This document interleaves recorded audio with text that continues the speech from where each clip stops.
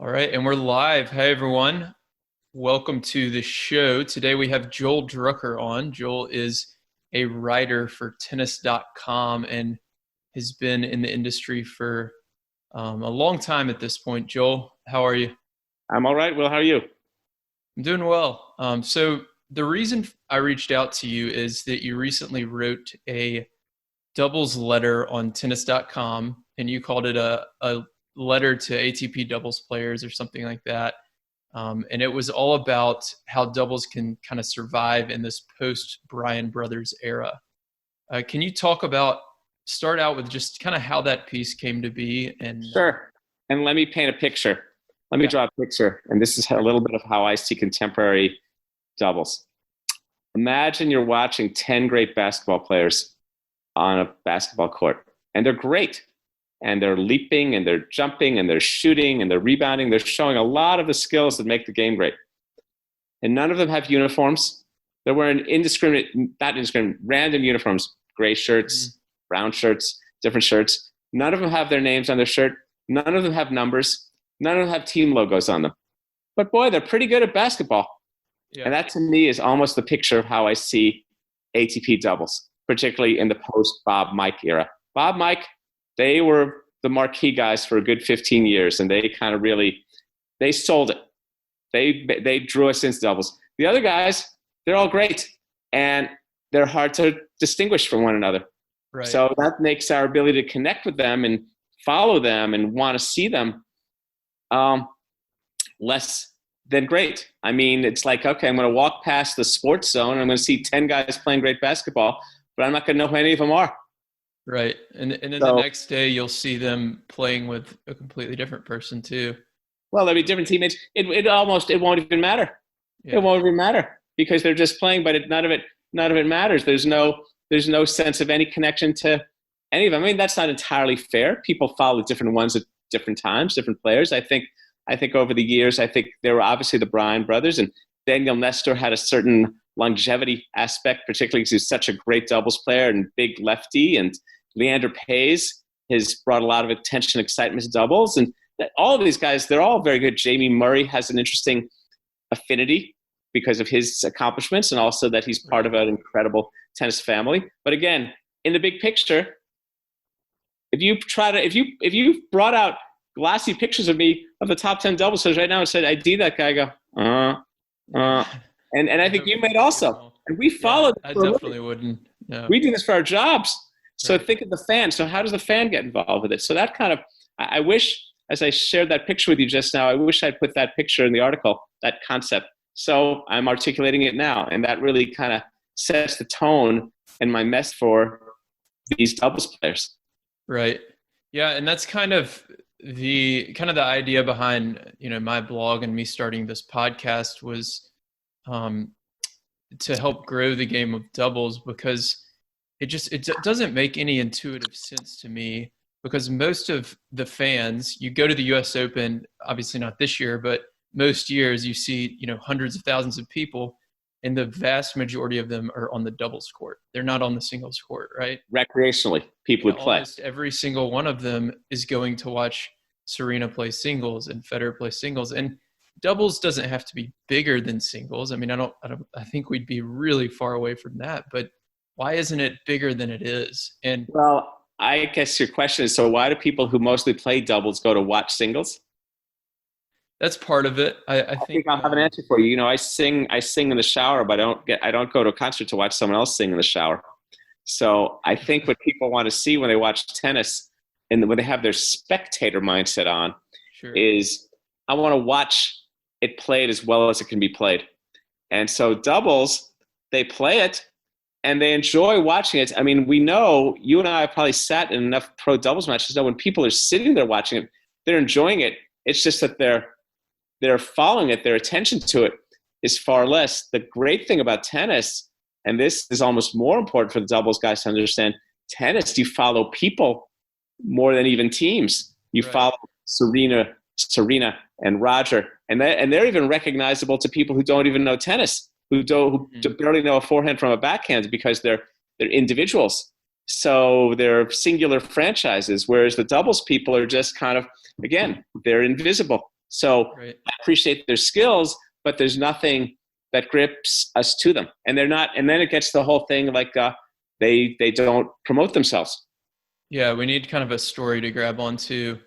And I want to go through. So you had five pieces in that article, pieces of advice for the doubles players, and I want to go through those. And I think really by the end of this conversation, I want the ATP and WTA reaching out to us and saying, we need you all to help us fix this. I want us to fix it on. I think if we can create a show, that's funny you mentioned that. I wanted to bring my article to the attention of some of my some people I know at the ATP. So okay, so let's see if we can get an audience. Let's see if we can get an audience to have someone at least listen to us and hope and some of that. So all right, so why don't you talk through each one of them? Okay, so let's fix it on this call. So number one is names on their shirts. So talk us through that. Very simple.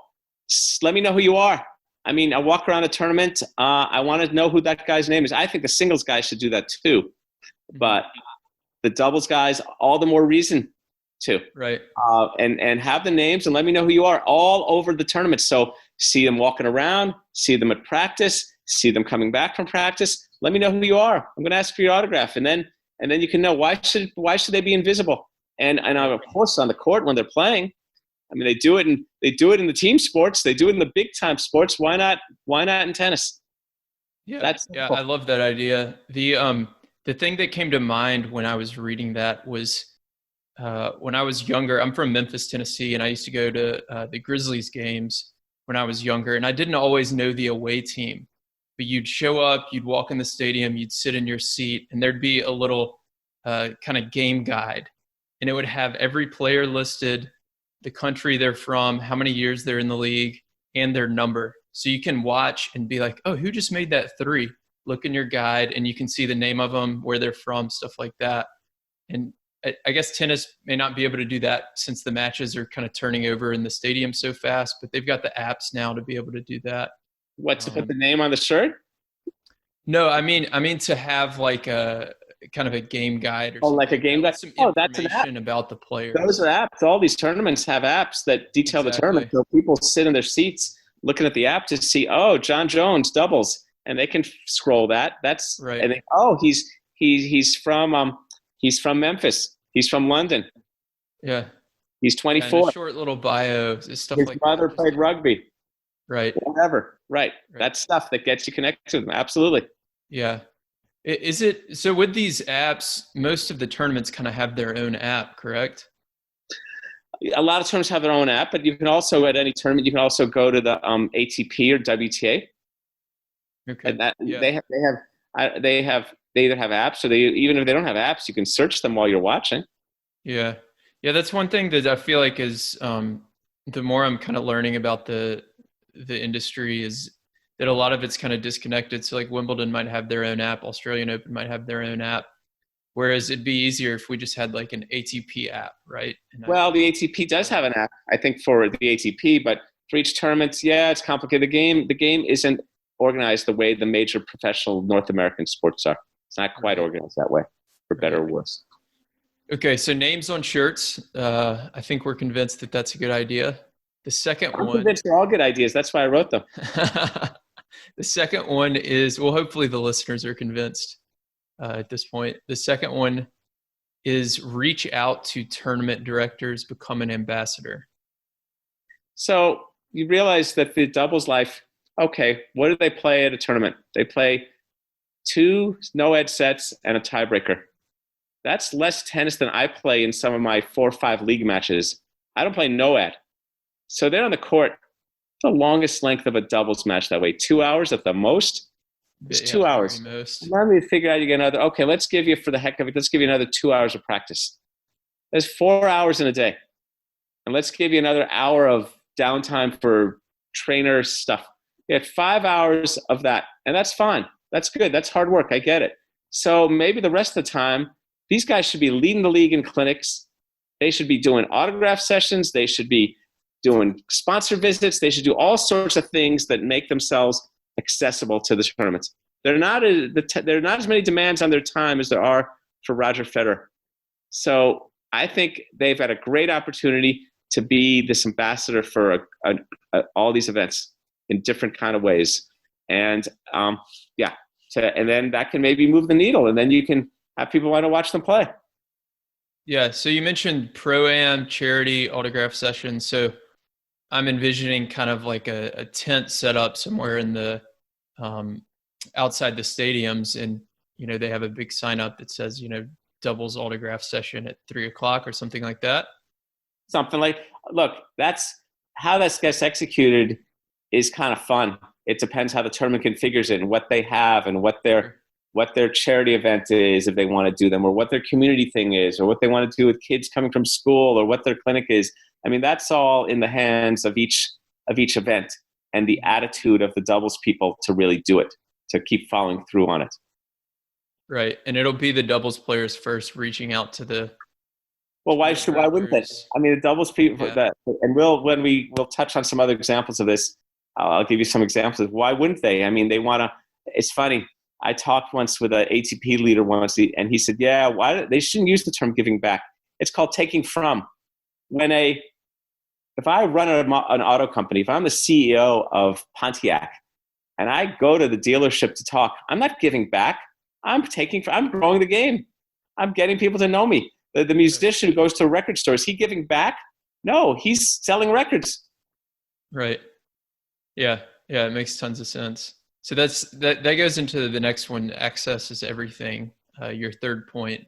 Yeah. It's interesting in tennis.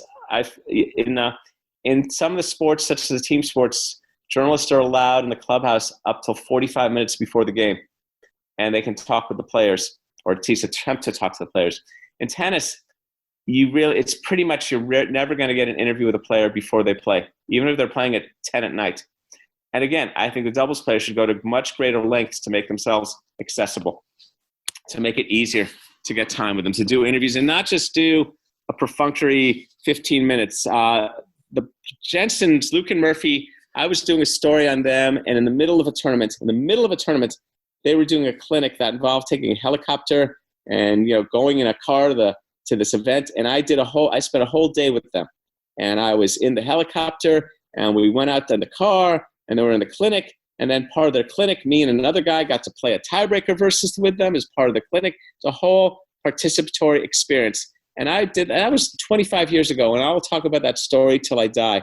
The same with the Bryan brothers. I'm writing a story about them and their dad, and the dad says, "Oh, come watch the practice." And in the middle of the practice, Bob says, "Hey, grab a racket. We need someone kind of at the net, just like as a stick figure. Just do that for a few minutes." And again, that just gave me a better sense of how they do what they do. Not every story has to be like that. Not every story has to be this first-person experience. But gee, that type of involvement, that type of connection. Now you know more. Bob, Mike, Luke, Murphy. Get to know who these guys are. Yeah, those are great stories. I was actually just about to ask about those. So where was this clinic that Luke and Murphy took you to? Luke and Murphy Jensen were playing a tournament in San Jose, California. That's about an hour south of San Francisco. That used to be a tournament called Various Incarnations, most recently the SAP Open, the Sybase Open, a long-standing tournament. And the event is at an indoor place, and they had arranged to do a clinic in Marin County. That's about an hour from where they were, a little north of San Francisco. So they had this clinic. I forget, it was a Tuesday afternoon, Wednesday, and we met at the tennis event in San Jose, and I drove with them, and we went to the helicopter, and I flew with them to, and I'm with them in the helicopter and learning who they are, and also learning who they are in motion in a helicopter on the way. I mean, think of what a great story that is, how that lays out the picture of who they are, and talking about their lives and what they loved about tennis, and then going with them to this little charity event at a club. I forget it was a charity or community event, and there are people around there. And then I got to be on the court with them, which is really fun. I mean, I've had a lot of those experiences, which we can talk about later. So got to play with them and feel the ball and feel what it's like to be on the court with world-class players. So that was pretty fun too. So were well, number 4 is please teach. So were they teaching a clinic on the court for like? Oh no, this was more of a exhibition. I mean, they did a couple of things with me, and then they did something with some better players and some college players. This wasn't a clinic. This was more of a mini exhibition, I believe. I don't recall there being a clinic. There might have been, but I can't recall that. Okay, so let's dive into number 4 then. You said, please teach. Sure. Why don't the doubles players put out content on the ATP and WTA, each of their respective genders, that teaches about doubles? Show highlights from a match and then break that down, explain to us what that is and why that works and what doesn't work. And then maybe talk about a drill that you can do to practice it. So, okay, they're going to show us, you and I are going to be playing doubles together. And here's the I formation with the poach. And why do you do that? I mean, they do these things at warp speed. I mean, they run these plays, these pros at speeds that are just unbelievable. Nonetheless, I think a lot of reason people enjoy watching doubles is think, how can I do that? Now, some things you can do and some things you can't do, but at least learning how to do those things, or learning how to return serve and volley and teach us some things, or give examples. It's always interesting when I talk with great doubles players and they talk about communicating. And I always want to say, yeah, I get it. Could you think a little harder? Could you give me 3 examples of where that came in play in a vivid way? Tell me about the time in Tokyo, and you're down a set in 3-1, and what communicating meant at that point. What did you guys actually talk about? What did you say? Or what did you say when you were trying to close out an upset win? I mean, I just think there's a much greater level of detail that we can get into with all these players. Yeah, I totally agree. And it kind of goes back to most of the fans play doubles. So can you give them some insights, some tips, some strategies, some ways to communicate with your partner that maybe they're not already doing? Well, I think a lot of people, when they watch doubles on television, they enjoy watching it to learn, to see how they might play better. Now, and they know it's different than when they watch singles. You can watch singles for that. But singles are also watching for just sheer entertainment and appreciation of excellence. But doubles, I don't think, and this has to do with how the doubles tour is set up, I don't think they're watching it to pay attention to the point standings. I don't think they're thinking about who's going to be 8 and who's going to be 4 and who's in the race to London. I don't think they think about that, fans. Yeah, I know that's a lot of the reason I watch it, is to try to learn from my own game. Yeah, do you watch it to see who's going to be number 3 in the point race? No, I don't even keep up with it. And there you go. And you have a business organized around doubles. Yeah, I definitely watch more for the strategies and definitely the entertainment value as well. But yeah, I don't keep up with the rankings a whole lot or things like that. So number 5 is hire a promotional leadership team. Right. It's not about just operating doubles and making it function. It's about getting people excited, and you need someone who knows how to do that. I cited 2 of my favorites who are Wayne Bryan, Luke Jensen, but there might be others. People who can really get people excited about doubles, about what it can mean and what it can do, and look for ideas and look to promote it, look to do things. I mean, you mentioned Memphis and your Grizzlies experience. So one of my childhood heroes, having grown up in LA, was Jerry West, who did a great job in Memphis, and he's the NBA logo. He's the logo for the NBA, and let's create a doubles logo. All the things that constitute promotional strategies that we've seen the other sports do. All-time doubles teams of all time. Do some fun talk about, ask some of the great doubles players which doubles player from the past they'd want to play with and why, and then let's explore what that might look like. What would it look like if Kulhoff played with John McEnroe or something like that? Yeah, stuff like that. Yeah, I talked with so it sounds like they need a kind of their own committee, and then somebody to go out and kind of execute a lot of the strategies and the ideas that they come up with as far as promoting doubles, creating a logo, things like that. I talked with Gabby Dabrowski earlier this summer, who at the time was 7 in the world. I don't know what she is now, but she is on the WTA Player Council. And we talked a little bit about how doubles is kind of underrepresented on that. And it makes sense that, to potentially grow doubles, they need kind of their own sub-player council or subcommittee. Well, yeah, but it's like, I agree about these committees and councils, but it's like, do something. Yeah. You know what I mean? Put some things together, put some money behind something, offer to give up 5% of your prize money to fund this stuff. Things that do it, not just a a group of players that whine and tell what the tour should do for them. The players should figure out how to do these things. The players should just expect the tours to do it for them. The players should get involved in this. The players should take some ownership of this. I'm not saying they're going to they're building websites, but as far as things about access and about clinics and about reaching out, it's not just looking for someone to do something for them. It's making it happen. It's thinking, hey, we're on our own. We're part of the bottom line operating expenses of every tournament. How do we make that a viable part? How do we sing for our supper more? So do you know a lot about the kind of financials of the tour? I don't know a lot. Not really. I mean, not entirely. One thing you mentioned in your article was how the kind of tennis economy is in flux, just like the economy in general is. And it got me thinking of like, what, if they continue to struggle for revenue over the next, I don't know, 6 or 12 months or something, like doubles might be one of the first things to go. Well, you got to look at that's right. So the doubles people, they should be thinking about that. So they should be proactively putting themselves out there, right? Demonstrating their value and demonstrating their greatness and doing things, and not just doing something more than just playing great tennis and making money for it, but demonstrating their value. Look, we all know there's going to be in the next couple of years some form of reckoning around scheduling, around travel, around tournaments. I mean, a lot of things with the pandemic have been influenced by this. I mean, look, the Australian Open is now going to be played in February. So how does that impact the other tournaments that were going to be happening then? Do they continue? Do they move? Do others move? I mean, just a lot of things that need to take effect in the tennis economy.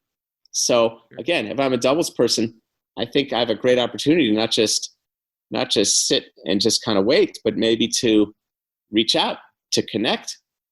Right. Yeah, go make something happen. Yeah.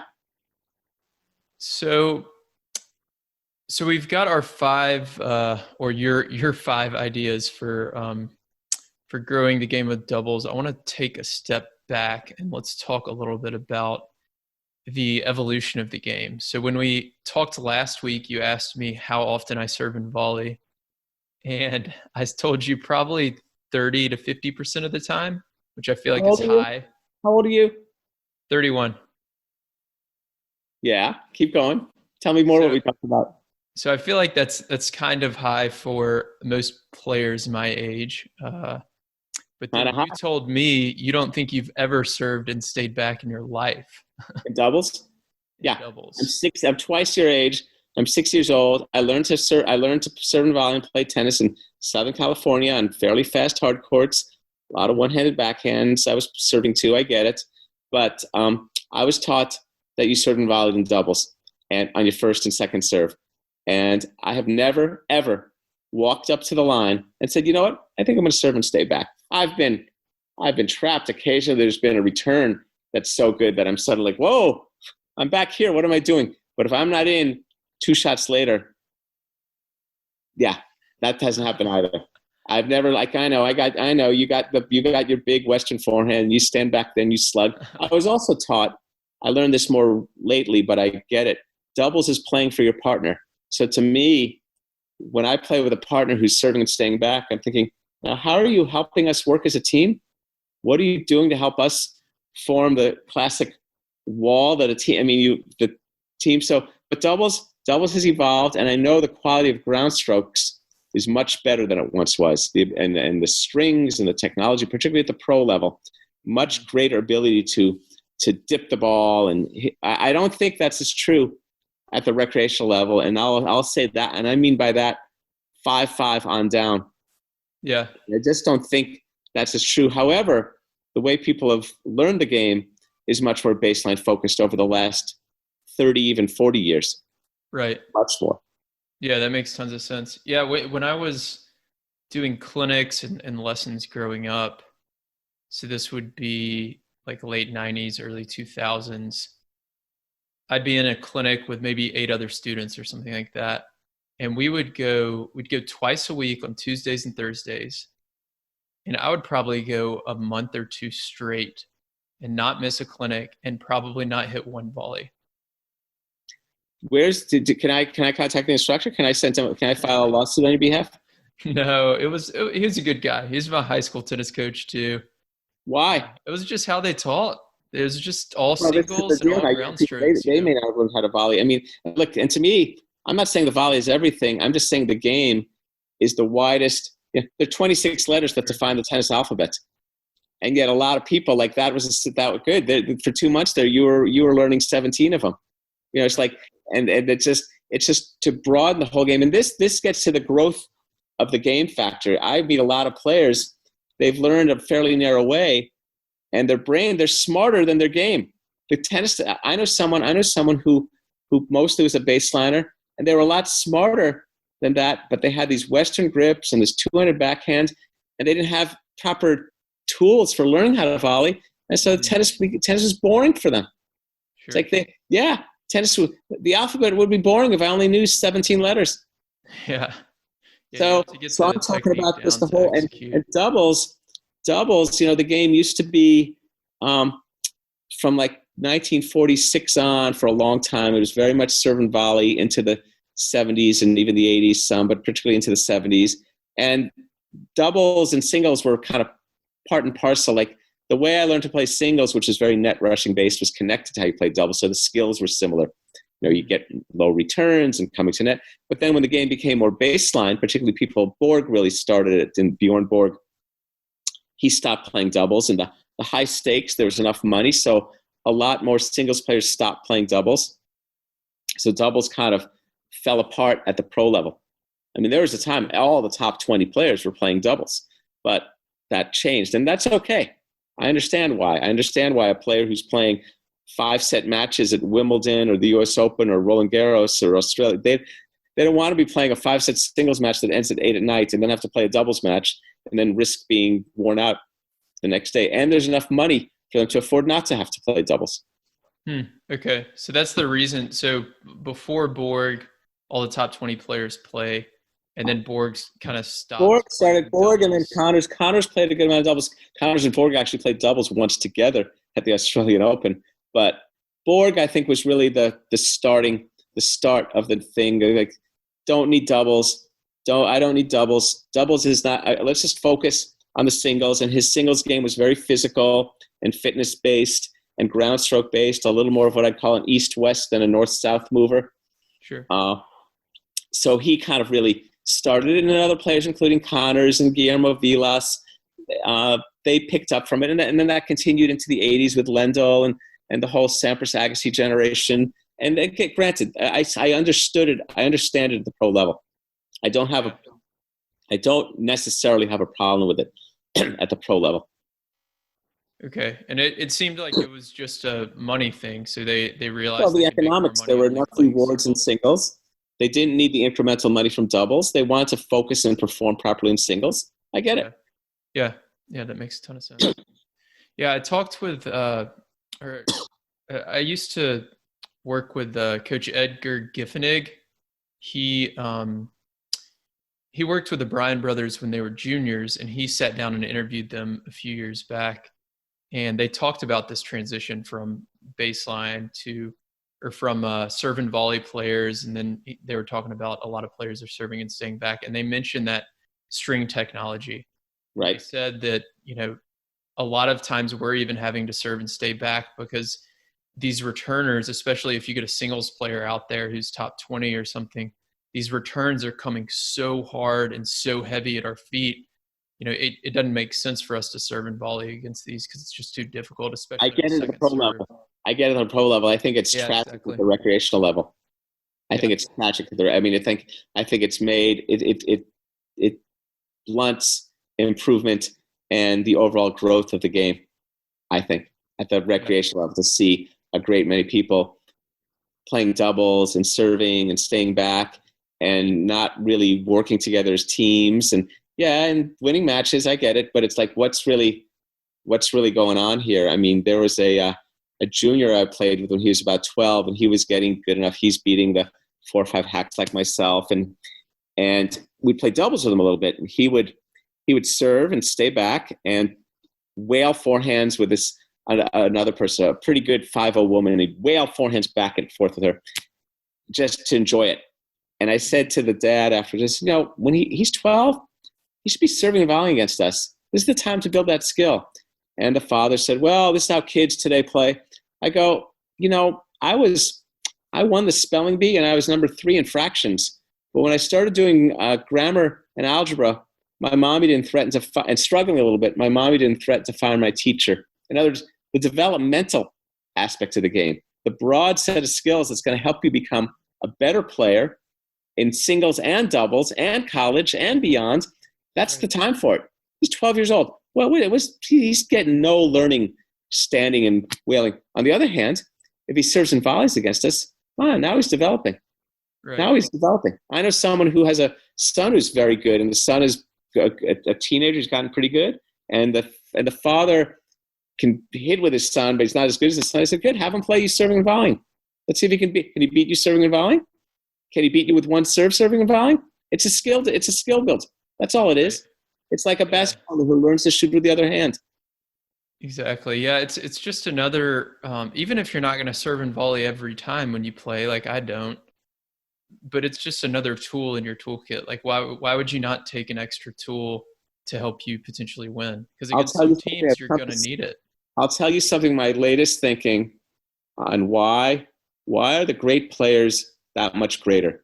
What is Nadal? There's always in every era, there's 2 or 3 of the super geniuses. It's Nadal, Djokovic, and Federer now. It was Borg, Connors, and McEnroe. It was Lendl. It was Becker and Edberg. It was Sampras. There's always 2 or 3, bless you. There's always 2 or 3 guys who are like, and everyone wonders, what about them? How come they are able to do something? And my latest thinking is this. They're able to, the match is a series of plays and patterns. You and I are playing a singles match, and this will have implications for doubles. And we're engaged in certain ways that we play a lot. You like to do the Western forehand, and you hit the inside out, and I want to come to net. And then what happens at a key stage in the match? The better player will come up with something surprising. Nadal is playing Diego Schwartzman. He's up 2 sets to love, but it's 5-all in the third. Nadal doesn't want to go to a 4th set, does he? Of course not. So what does he do on a big point? He serves and volleys. Whoa, where'd that come from? Not only has he won that point, he's also kind of shattered Schwartzman's mind, like, whoa, what's going to happen now? Now what next might he do? He hasn't just won 1 point. He's kind of won 10 points. And he goes on to win the tiebreaker 7-0, because I think you kind of planted a whole other element of doubt into the match. And so the implication for doubles is for people to play doubles and use doubles as skill building. You and I could cite a number of top pro players, very good pro players, who would have become even better if they played doubles some and played doubles, maybe serving volleying, and built that skill. And they could bring that to their singles. Yeah, absolutely. Yeah, you hear people talk about it on TV. I mean, on the tennis channel, they'll say, they'll ask Paul Annacone or somebody, what does he need for his singles game? And it's a lot of the time, it's like he needs to learn to approach the net more and feel more comfortable with that first volley. Sure.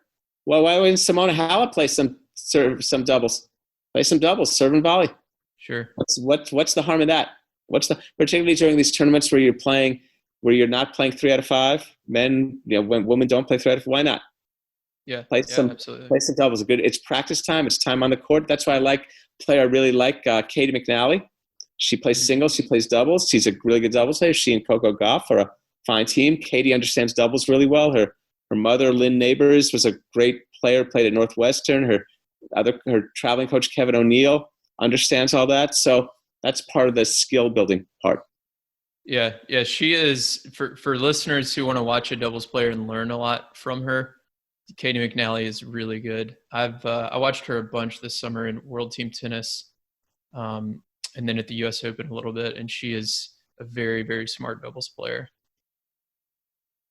So next, I had some notes from our conversation last week. Experience playing with the pros, match with McEnroe. Does that ring a bell?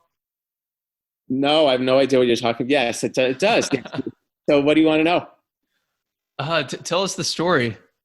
Oh, I wrote it down, but you'll have to.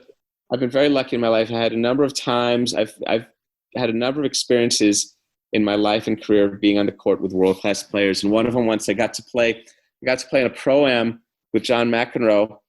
And how it worked, it was John McEnroe and about 4 of us as his team versus the other teams. And we would like rotate in for a few points at a time. But at one point, we reached a stage where if we won this sequence, we'd win the title. You know, it's these round robins, these game accumulations. And McEnroe was at the net and I was serving to Jimmy Connors. So that was really fun. Huh. And I asked McEnroe what to do. I'm serving in the deuce court. He goes, serve to his forehand and get up to the net. And I did, but I got the serve to Connors' forehand, but these are pretty good players. And he hits this inside out forehand and I'm late for the volley and I hit the volley long. And then in then we lost the point, but then the next point I served to someone who was considerably weaker than me and served a good enough serve. So we got to win the pro-am with John McEnroe, which proved the long-standing line that the best doubles team in the world is McEnroe and anybody.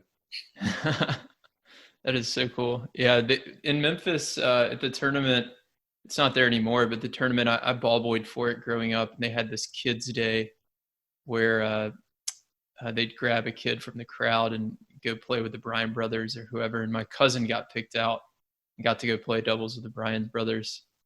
Great. Yeah, I remember how fun that was. That's really good story. Next, I had a note on asking you about playing doubles as a lefty. Are you left-handed? Right. I am left-handed, yes. Okay. Right. So I think, but it's nice to be left-handed in doubles because it's always good. Lefty-righty teams, a great many of the best teams in tennis are that way. You're bringing different looks. You don't have to serve in the sun. You got different serves. A lot of things go on. One of the things that's interesting is that for many years, the classic formation was the lefty always played at the ad court because the premise was that lefties had these cross-court forehands and the one-handed backhand was this kind of this inside-out chip shot that wasn't that good. So you wanted lefties forehands on the corners because the game was thought to be played by angles. But that's changed. And then when I was growing up playing doubles, because I'd been told that lefties had worse backhands than forehands, and Rod Laver was still near the end of his career, but he was still playing. He had this good topspin backhand. Between him and going to Tony Traber tennis camp, Tony had taught this topspin backhand. I learned a topspin backhand, so my backhand became better than my forehand. And I liked that cross-court backhand in the deuce court. So I started playing the deuce court. And then I saw that some other pros did, but they do it because, like the Bryan brothers, put Bob in the deuce court. And I think what they found, I think, in doubles in more recent years is doubles is really not so much about angles. It's more about dealing with the middle and having, let's say, a big forehand that can do things like Bob's return in the deuce court, Mike's forehand in the deuce court. And the Bryans, I think one of their mottos was, let's never lose a point down the middle. So you got both forehand volleys and all that. So that kind of changed. But being a left-hander, I enjoy being a left-hander in doubles because also in the ad court, you can serve wide. You can hit the wide serve, which can pay a lot of dividends. Sometimes, though, I'll tell you a funny story. I was playing a tournament match with a friend once, and we'd reached the stage in the third set tiebreak. It was like we were serving at 5-4 in the third set tiebreak to 7. So if we win this point, it's going to be match point. And I'm serving the ad court, and my partner says, "Why did you surprise him and go down the tee?" And earlier in this show, I was talking about doubt and doing something different, but this is a different stage. So 5-4, third set tiebreak. I said, "Surprise him. Are you kidding? At this point, I'll tell him where I'm going to serve." I was almost tempted to say, "Hey, guess where it's going?" It's like a baseball pitcher. It's like, certain pitches. Really get in his head. 2 count. Here it comes. Here it comes. Here we go. So of course I serve wide in the ad court. So of course I serve wide. Yeah.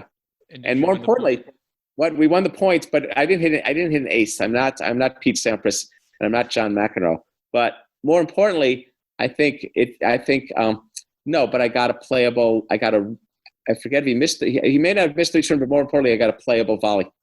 Right. That's what we play for in tennis: is how to hit one shot to get us the shot we want. Constant set of building blocks, one to the next. Yeah, watching the ATP finals, I meant to sit down and pull out a spreadsheet and look this up, but I felt like I know there were at least 3 of the 8 teams that were lefty righty combo. I feel like it might have been 4 or 5. The fact that we don't know shows you, and again, how well I we know. should know that. Maybe they should maybe when they put their names, they should put like a little parentheses, L and R. I know. I meant to look it up, and I didn't sit down and do it. But yeah, it does seem like it's a huge advantage. And with my readers and listeners, I do actually always recommend forehands in the middle to control that kind of middle area. But that's interesting to hear you say it used to be the opposite advice. Well, classically, it was the lefty in the ad court because the lefty, Yeah. it wasn't thought that the lefty could hit a good enough backhand return from the deuce court against the wide serve, because lefties in the one-handed era used to, before Laver, this is around 50s, 60s, before Laver, lefties, there weren't any lefties with tops and backhands. So the lefty would chip, the lefty would kind of leak it inside out. So the lefty in the deuce court couldn't hit a quality enough return to get across, because you don't want to really slice net player cross court. That's right. You'd be meat. You'd be lunch meat for the poach. Yeah, that makes a ton of sense. So another thing I wanted to ask about is a Bryan Brothers drill that we talked about last week. Yeah. You've seen, have you seen it? It's called the RDC. They start the Romanian Davis Cup. They saw, I think their dad or maybe them saw the Romanian Davis Cup team do it. You start with both players kind of at the tee, and it's a cooperative drill. You go back and forth, and then I would see Bob moves to his right, and Mike, they each move to their right, and they continue to volley diagonally. Go diagonal, and to the end, and you come back. I mean, they could do it for hours because they're the Bryan brothers, but it's a great drill to do with a friend. It's a cooperative drill. Not every drill is cooperative, but this is meant to be cooperative. Right. And it has to do with balance and posture and how do we maintain our position. We're not trying to crack the ball. We're not trying to hit a winner. You're not trying to compromise me. I'm not trying to compromise you. So you're just doing this drill back and forth. You can see it's on YouTube. I'm pretty sure they've shown it on YouTube. Okay. What was it? RDC, Romanian Davis Cup. The Romanian Davis Cup team of Ilie Nastase and Ion Tiriac many years ago. I think they were doing it, and I think Wayne Bryan may have seen it, and he nicknamed it that. So it's not, the drill has nothing to do with the name. So the name has nothing to do with the drill. RDC, got it. So I send out my doubles newsletter every Thursday, and yesterday I sent out 3 drills, and one of them I think was that drill, and I couldn't remember where I got it from, but I guess I got it from you last week. I called it Volley Around the World is what I called it. That's good too. That's fine. That's actually, yours is a little more accurate. Volley Around the World, yeah. So did they stay on the service line, or did they kind of move? You're both on the service line. You're both okay. You stay on the service line. The point is to maintain balance and posture and consistency and control. It's not called the let me close the net and finish it off drill. I mean, it's amazing how people practice their volleys and they get too close to the net and they're not really doing anything, and then they think they should hit a winner. It's fine. It's like I was doing that. Saw someone doing that when we were volleying once. I said that's funny. When we're doing ground stroke drills, when we're doing ground stroke hitting, I don't suddenly 3 shots into the ground stroke hit a winner, do I? If you and I are cooperatively hitting ground strokes, we're hitting ground strokes going cross, cross. Oh, maybe hit one down the line, but we're just cooperative. It's like we're playing catch. Yeah. But people, when it comes to volleys, they say, okay, here's my chance to close. It's like, well, no, you don't do that. I mean, it's called a drill. It's called cooperative. Yeah. It's good to practice those angles too. Well, just think that's right, because then you're seeing the quarter, and then you also, like when I've done that drill, I see which volleys I control better than others. Mm-hmm. Which volley I can control from which position better. Oh, which volley requires more. Oh wow, look at me! I'm having to do these little manipulations with my racket. That's not good. As opposed to this drill, I have my whole body involved here. This is good. Now I have my body. Yeah, I talked with Eric Buderak. A lefty. He was on the show, and that was one of his pieces of advice for rec players. He said that a lot of when he sees rec players practice their volleys, it's always the same way, with one person back, one person at the net, and they're just volleying back to the baseline instead of, and then in the match you're having trouble with these short angle volleys, but you never practice them. So this cooperative drill, the RDC drill, will help people do that, volleying cross court from the deuce or ad court. Sure. Lots of drills. So talk a little bit about your show with Amy and Gil called 3. Oh, this is called 3, a show about Federer, Nadal, Djokovic. It's terrific. Amy Lundy and Gil Gross and I talk, and we talk about, we focus on these great players, on different things, whether it's things that are going on in the news with them, whether it's matches or statements or events or scheduling or practice. And we use that as a launching pad, and then we get into topics that relate to them. It's terrific. It's terrific. We did, on one show, for example, we ended up talking about Guillermo Vilas, the great left-handed Argentine from the 70s, who is very much an ancestor of Nadal stylistically. If you watch Vilas play, you'll see the physicality of his forehand and his left-handed game. And then we talk about different things, about things you can learn from players. We talk about them in the news. I mean, obviously when they're playing, there's lots in the news to talk about them. We talked about their matches in London recently. Next, soon enough, we'll have a lot more of Roger, so that'll be fun too. Yeah, absolutely. Yeah, so for anybody who's a fan of the big 3 or any one of the big 3, definitely check that out. I'll link to it in the show notes as well. Thank you. So people can find it. Yeah, it's terrific. I really enjoy it. Amy and Gil are great. We each bring different perspectives to it. Gil is Syracuse, and he's going to become a broadcaster. Amy's a longstanding journalist and broadcaster and journalist herself. I have my background, so it's a nice mix of things we bring. Awesome. All 3 of us play, so that's fun too. So next, I wanted to get into the rapid fire questions. Do you have anything else you wanted to talk about? No, it's fine. You just go. Just go ahead. All right. So several questions here. You can answer them in short or long form, up to you. What is your favorite tennis book? One of my favorite tennis books, it's a book called The Terrible Splendor, about a tremendous tennis match played by Don Budge and Gottfried von Cramm, a 1937 Davis Cup match, authored by the writer Marshall John Fisher. It's a great book about this Davis Cup match, each of their biographies, each of their playing styles. There's a Third Reich Nazi angle to it also. So there's just a lot of tension to the match, and the story and the pacing is just marvelous. Awesome. What is your favorite tournament to go to? From a sheer process standpoint, I've always enjoyed going to Indian Wells. I live in California. I've been going to this tournament for 40 years. It's got a really nice energy and atmosphere, kind of like the spring training atmosphere of baseball. Players are accessible. The weather is beautiful, the desert in March. Being from California, I often see a lot of people I know there, so it's really fun. It's got a great festival-like atmosphere to it. I like going to all the majors also, but I would say if you just said to me one, I think that's one I really enjoy. Perfect. What is your favorite piece that you've written? Oh, I don't know. That's your kind. I don't know. What do you think it is? I don't know. I don't know every piece you've written. All right. What have you written? I liked your doubles piece. You like my doubles piece? You have a show about doubles.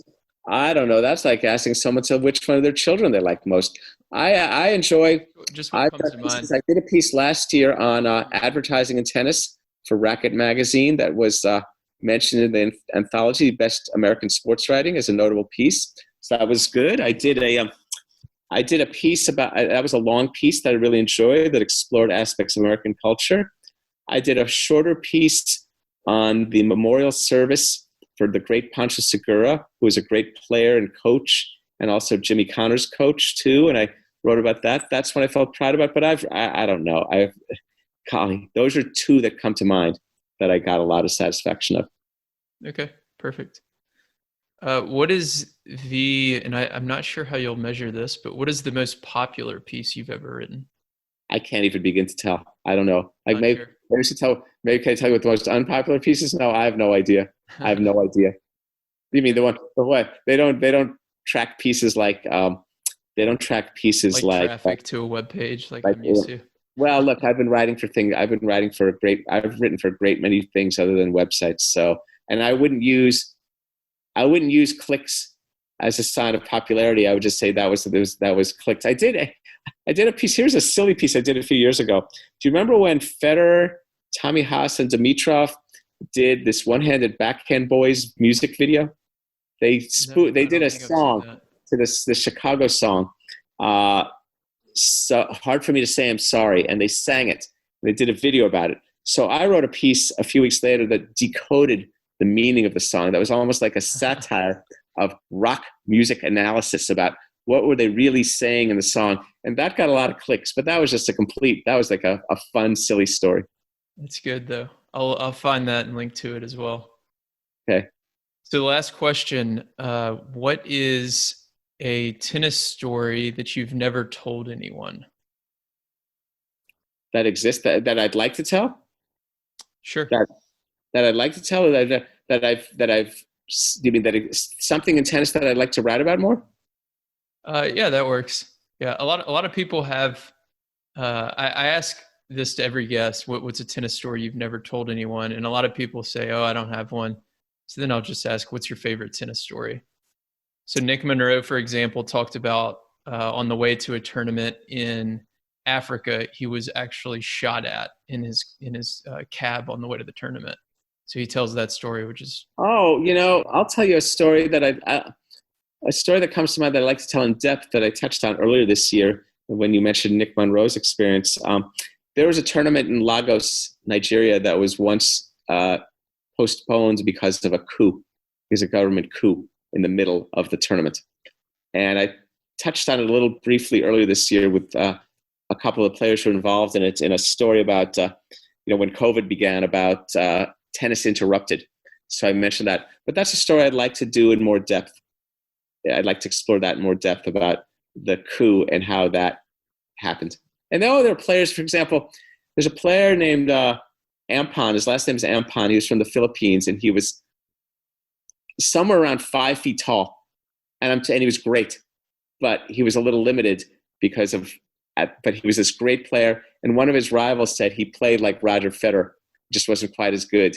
And so I enjoy finding, I'll tell you what, I enjoy finding players who were great, but they didn't win Wimbledon. They're not quite as known, and digging out aspects of their stories. I mean, I've been talking with a friend. There was a player, all your tennis trophies with the guy in the trophy position. That was a man named Les Stoffen, who was a great player from the 30s, who went on to become a tennis instructor. That would be a good article. He was a great doubles player, by the way. He and George Lott were a very good team. And I would like to, let's say, learn more about Les Stoffen. I enjoy learning about these tennis subcultures and these people and these places. That's really cool. Yeah, that would be, I thought I might have a trophy right here, but I don't. That would be a really cool article. Where does the guy on the top of your tennis trophy come from? Yeah, and he ended up teaching. He was from Los Angeles originally, and he ended up teaching in San Diego and at the La Jolla Beach and Tennis Club. That's cool. Really good story. All right. Well, thanks, Joel, for doing this. Sure. Once the tours reach out to me and want to hire us as consultants to fix doubles, I'll let you know. Let's see. I think that's great. Let's see what they think. I hope. Why don't you send this link, send our show to some of them. I think we got some good ideas. You and I make a good team. Which court do you receive in when you play doubles? The ad court? Ad court. That's good. So I'll be the lefty in the deuce court. We'll never, Absolutely. I do like to sometimes lob the backhand return. So I hit the lob, they run back, and you just slide, and then the overhead's going to come right back to you in the middle. Oh, that's easy. Nail the overhead. Yeah, that's why I have my forehand volley in the middle. It makes it easy. Well, that's good. So good. I hope though when we're playing together, you serve and volley some just a little bit more, just to join me. It'll be 100% with you. Oh my, 100%. Okay. Well, it's great. Great talking with you. Let's do it. Good talking with you as well. Thanks a lot. Hey. Will here with the Tennis Tribe, and thanks for watching that video. If you found that helpful, be sure to click the like button below. And don't forget to subscribe to our YouTube channel so you don't miss any future videos. And if you want even more doubles tips and strategies, go to thetennistribe.com and sign up for our weekly doubles newsletter. Every Thursday, I send you a new doubles lesson to help you become a smarter, more effective player. And the last thing you can check out is our podcast. It's called the Doubles Only Tennis Podcast, and you can find it on iTunes, Google Podcast, or wherever you listen to your podcasts. In it, we interview ATP and WTA doubles players and coaches.